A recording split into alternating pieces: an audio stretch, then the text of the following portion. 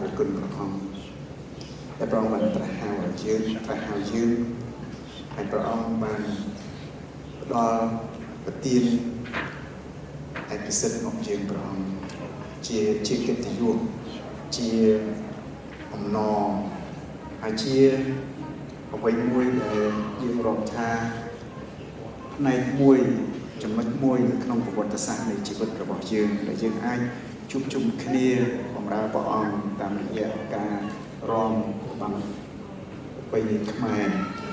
ដែលភ្ជាប់ជាមួយនឹងព្រះបន្ទូលរបស់ព្រះអង្គនិងជាសារជាប្រពោលរបស់ដែលគេមើលគេស្ដាប់ព្រះអង្គទូលបង្គំអធិដ្ឋានពីអំណះតទៅសូមទ្រង់ដែលជាព្រះបានសម្ដែងប្រហាត់តីមេត្តាករុណាព្រះគុណរបស់ព្រះអង្គប្រហាត់តីសប្បុរសរបស់ព្រះអង្គហើយជាពិសេសព្រះអង្គនៅប្រសៀននេះយើងអធិដ្ឋាន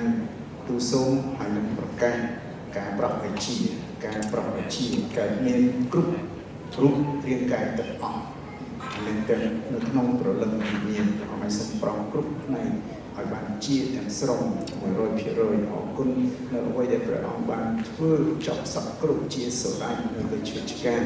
ព្រះអង្គបានទទួលជំនួសយើងទាំងអស់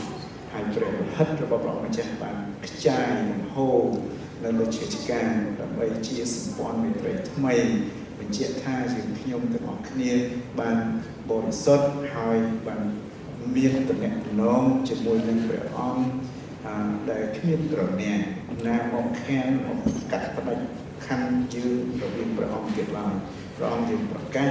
ការប្រោសឲ្យជាតិទាំងស្រុងកើតមានដល់រូបកាយទាំងអស់ដែលឈឺបងប្អូនញាតិមិត្តញាតិសន្តានក្រុមគ្រួសារដែលឈឺឲ្យបានជាឲ្យបានជាស្អាតបរិសុទ្ធទាំងអស់ព្រះអង្គគង់អរព្រះគុណទ្រង់ហើយគុណអធិដ្ឋានថ្វាយហើយនឹងប្រកាសហើយនឹងទទួលយកដោយនៅក្នុងព្រះនាមព្រះយេស៊ូវគ្រីស្ទអាមែន